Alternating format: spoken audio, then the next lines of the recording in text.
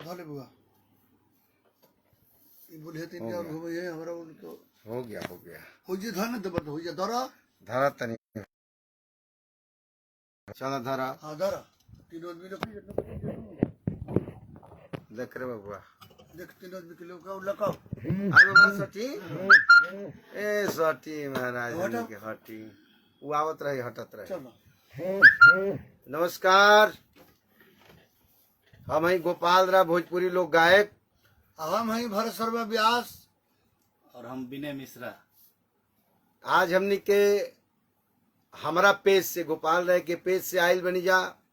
सबसे पहले तो आज भिखारी ठाकुर जी के भोजपुरी के शेक्सपियर भिखारी ठाकुर जी के पुण्यतिथि पे श्रद्धा सुमन अर्पित करत बनी जा।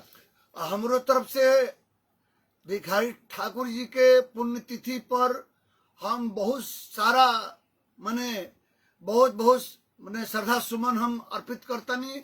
आ भिखारी ठाकुर जी के हम नम्र करतानी, साथ साथ में अपना श्रोता लोग के भी प्रणाम कर रहल बनी। वाह विनय बाबा। और हमरो तरफ से जोर से बोलो। स्वर्गीय भिखारी ठाकुर जी के श्रद्धांजलि में श्रद्धा सुमन अर्पित करतनी। और सब श्रोता लोग जे भी बा ए गोपाल भैया के पेज से देखता सबके हार्दिक शुभकामना बा। और आप सबके बता दी कि अभी हमनी के 9 बजे गर्दा चैनल पे लाइव आवे के रहा, लेकिन कुछ टेक्निकल इशू के चलते गर्दा पे ना आ पौली है जा।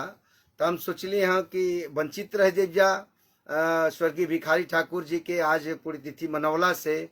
और ये भी बता दिया आपके कि गर्दा पे ना आ पौनी है जा तो हमारा पेज से हमनी के लाइव आके और भिखारी ठाकुर जी के बारे में कुछ बातचीत कल जाए, कुछ वहाँ के गीत सुनावल जाए। तो हमनी के अग्रज और आज भोजपुरी के भीष्म पितामह कहली या भोजपुरी के पिता कहली हमनी के अग्रज भोजपुरी सम्राट भरत शर्मा संगे बैठल बनी। हम चाह भरत भैया से कि सौभाग्य भरत भैया के बाटे जौन यहाँ से हम सुनीला कि भिखारी ठाकुर जी के नाटक यहाँ के अपना आँखी देखले बनी का भैया? देखे ना नाटक देखले नहीं, बाकी हम माने एथी के बनी वो घरी हम रहनी। अच्छा, यहाँ के भैया गावत रहनी तो वहाँ के जिंदा रहनी। तो ऐसे यहाँ के ज्यादा जानत नहीं, वो घरी वहाँ के गौनई के और ज्यादा प्रचलन गांव गांव में रहे गीत के। तो ऐसे हम चाह भरत भैया से कि हारमोनिया आगे बा तनी वहाँ के देखिए भिखारी ठाकुर जी भोजपुरी के जरा के शेक्सपियर कहल गइल। भिखारी ठाकुर जी के ब्रिटिश सरकार राय बहादुर से भी सम्मानित कैले रहे। हमने के ये भोजपुरी के इतना समृद्ध बनावे में भिखारी ठाकुर जी के बहुत बड़ा योगदान रहे। अपना लेखनी से वहाँ के बहुत सारा किताब लिखले बनी, जौन समाज में हमने के कुर्तिया कुल रली सा चाहे बा ओ वहाँ के बहुत चोट करके किताब लिखले बनी, जैसे दमाद बोध, बेटी बेचवा, गोबर घिचोर, विदेशिया, एक तरह का बहुत सारा बहार बहुत वहाँ के किताब लिखले बनी वहाँ का। वहाँ के जौन बड़ुए भिखारी ठाकुर नाच ना रनी, नाच गो रहे भिखारी ठाकुर के नाच, लेकिन नाच ना रनी समाज के आईना। हमनी के एगो समाज के दर्पण रनी भिखारी ठाकुर जी, आईना रनी। अपना जौना घड़ी वहाँ के हम सुनले बनी कि जौना घड़ी मंच पर वहाँ के आई आप विवाह करावे लागी मंच पर, तो जौन साचो के मंत्र होला, खेक जौन होला, कर्मकांड के जौन पंडित जी लोग बोले लो बियाह के मंत्र, वहाँ के ओरिजिनल बोलत नहीं मंच पर। आ जहाँ वहाँ के जाई तहाँ प्रशासन के वो घड़ी अतना ही ना रहे क्योंकि, लेकिन जहाँ भी जाई भिखारी ठाकुर जी वो जब प्रशासन के पहले से व्यवस्था होके, कहे कि इतना लोग देखे खाते उमड़े भीड़ होके, तो ज्यादा हम निके करे के बस एगो भिखारी ठाकुर जी के नाम पर हम छोटा सा एगो सुना देते हैं। बिल्कुल। और हम चाहब आप सबसे, चूंकि अचानक हमनी के हमारा पेज पर लाइव आई बनी जा, तो आप सबसे एगो इहो आग्रह बाटे कि आप सब जितना लोग जुड़ल बनी आप सब शेयर जरूर करी, ताकि अचानक पेज पे आई बनी जा तो ज्यादा से ज्यादा लोग आज ये लाइव के आनंद ले पावे, लाभ ले पावे। तो शेयर जरूर आप सब करी। सबसे पहले आप सब शेयर करी, ओकरा बाद भरत भैया के हमनी के सुनल जाओ। आज बनारस हमनी के भरत भैया के शारदा स्टूडियो में बैठल बनी जा। शारदा स्टूडियो में भरत भैया के रिकॉर्डिंग चलत अटे। तमाम निर्गुण भजन लोकगीत आज के जो माहौल चल रहा बा वो हिसाब से एक से एक गीत भरत भैया के रिकॉर्डिंग भइल है। विनय मिश्रा जी के रिकॉर्डिंग भइल है, हमरो चलत अटे। शारदा स्टूडियो बनारस में बानी जा। तो आप सब शेयर ज्यादा से ज्यादा करी कि लोग ज्यादा आनंद ले। और आई भरत भैया से सुनल जाओ। लिखले नुआ का एगो,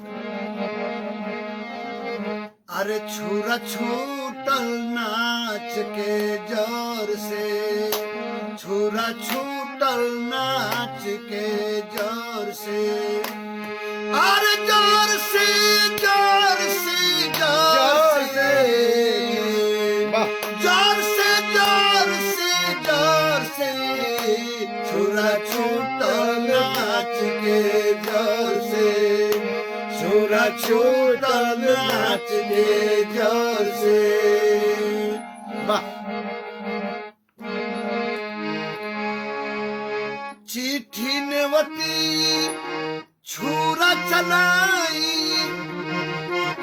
चिट्ठी नेवती छुरा चलाई, और चिट्ठी नेवती छुरा चलाई, और चिट्ठी नेवती छुरा चलाई, कैंची न छूटे कर से, छुरा छूटल नाच के जोर से, छुरा छूटल नाच के जोर से, छुरा छूटल नाच के जोर से।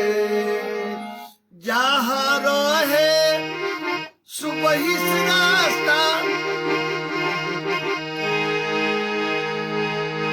जहाँ रहे सुबही से रास्ता,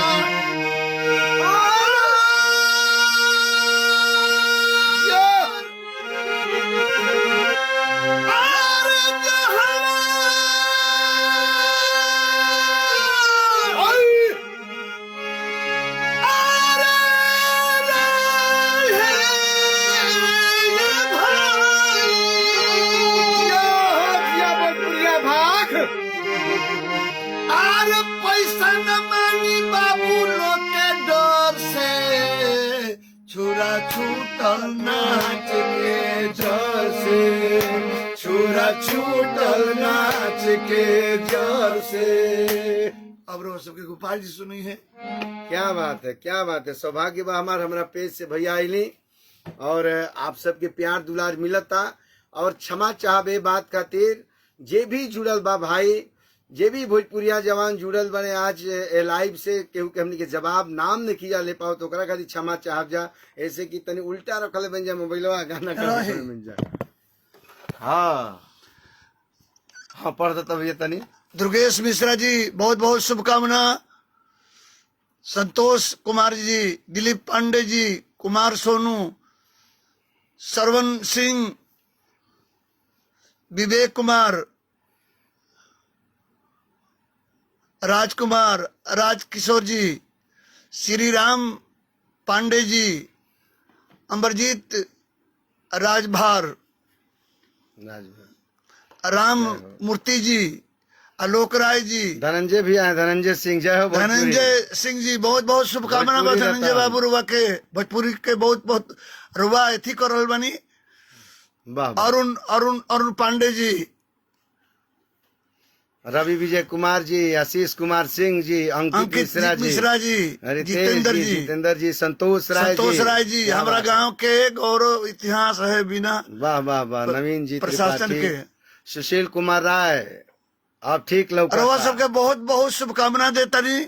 और वह सबके हम अपना तरफ से बहुत बहुत हम आभारी बने रहो कि रोआ सब हमनी के सुने खातिर अतना रोआ सब समय निकलनी। अब रोआ सबके गोपाल जी को सुनी है। वाह, छोड़ दो भैया। आज देख रहे बेटा,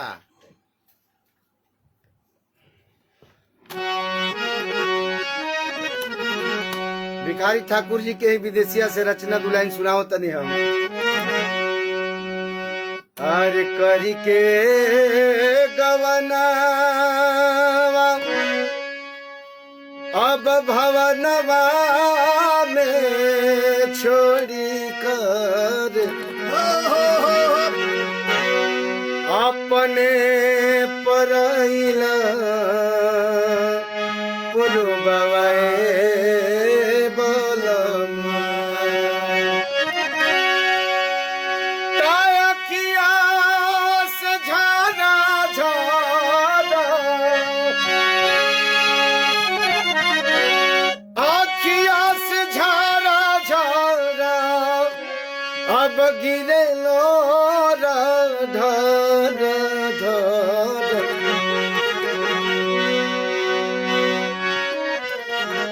आवते बटुही आत्मा भूल भी रहल बनी। आरे पिया मोर गइल पार दे ए बटुही भैया पिया मोर गइल पार दे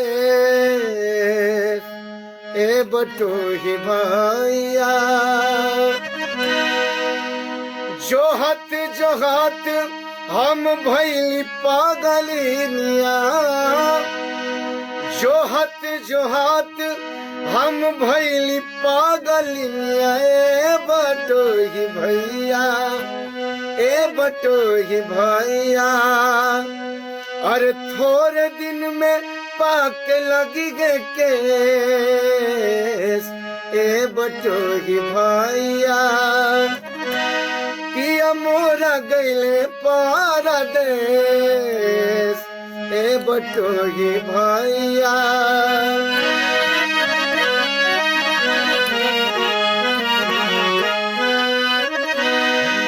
कहत भिखारी हमसे पीर न सगाला कहत भिखारी हमसे पीर ना सहाला ए बटोही भैया ए बटोही भैया ले ले जइगा हमरो सनेस ए बटोही भैया ले ले जइगा हमरो सनेस ए बटोही भैया पिया मोरा गइले पारदेस ए बटोही भैया। जय हो। और नहीं देखिए पुनः आप सबसे आग्रह करब एक बार आप सब जे जुड़ल बा फिर एक बार शेयर करो और हम आग्रह करतनी भरत भैया से कि आज के दौर के जैसे भिखारी ठाकुर जी अपना दौर के शेक्सपियर कहल गईली भोजपुरी के अपना गीत के माध्यम से समाज के कुरीतियन पर चोट कनी अपना नाटक के माध्यम से समाज के कुरीतियन पर चोट कनी वैसे ही आज के तारीख में भोजपुरी के भीष्म पितामह हमने के आदर्श बड़े भाई भरत शर्मा व्यास जी आज भोजपुरी के शेक्सपियर के रूप में बानी। जब तक से भरत भैया बाड़न भोजपुरी के मान सम्मान बढ़त रही ऐसे ही भोजपुरी के झंडा लहरात रही। तो हम चाहब कि आज के दौर के हौ जो निकलने वाला भैया एगो गाना हाँ। अभी नया कहा अच्छा। वो करा के तनी सुना दो भैया वाह शेयर करिए आप सब 12 थोड़ा लाइट गई बाटे हमनी के चेहरा पर लाइट आ रहा बा तू 12 बाबा दादी बाबा हाँ ऊपर करके देखी आज जो माहौल चल रहा बा हम और दूसर कुछ ना कहब खाली गीत गाई सब जान जाई जे काहे गीत गौनी हम हमरा गावे के काहे पड़ल। एगो गीत हम अपना YouTube चैनल से छोड़ले बनी भरत शर्मा ऑफिशियल पर उहे गीत सुनाओ तनी हम वाह तनी हमरो लायक गई ता कौनो गाना ए बबुआ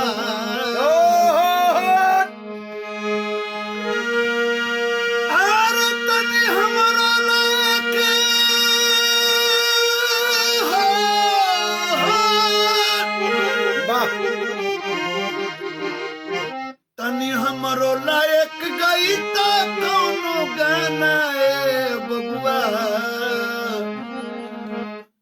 तोहर माइयो सुनित बनावत खानी खाना ए बबुआ तोहर माइयो सुनित बनावत खानी खाना ए बबुआ खाली चौकी ना हिलावा समियाना ए बबुआ अरे जिया हो खाली चौकी ना हिलावा जन समियाना ए बबुआ तोहर माइयो सुनित बनावत खानी खाना ए बबुआ तोहर माइयो सुनित बनावत खानी खाना ए बबुआ। यही के साथ में हाँ लाइव भिखारी ठाकुर जी के फिर हम नमन करतानी श्रद्धा सुमन चढ़ाते हुए अपना दर्शक लोग के प्रणाम करतानी। जय भोजपुरी, जय भिखारी ठाकुर जी। हम आप सबके प्रणाम करतनी। भिखारी ठाकुर जी के आज पुण्य तिथि पर पुनः नमन और श्रद्धा सुमन अर्पित करत बानी। हमनी के स्टूडियो में लाइट चल गई बाटे, हमनी के मोबाइल की लाइट पे काम चलावत नहीं जा, ऐसे क्षमा चाहत नहीं जा। अभी लमहर बात आप सबसे हुई, लेकिन भिखारी ठाकुर जी के जौन मिजाज रहे, जौन अंदाज रहे, हम आज के गायक लोग के चाहब, आज के सुनोइया लोग के चाहब कि भिखारी ठाकुर जी के आज पुण्यतिथि पे आप सब उनकरा चलल रास्ता पे चली भोजपुरी के और आगे बढ़ाई। यही के साथ आज के लाइव में हमने के इतने प्रणाम करते हैं जा। जय भोजपुरी, हर हर जय महादेव। महादेव। कर दिया लड़का, कर दियो सेव।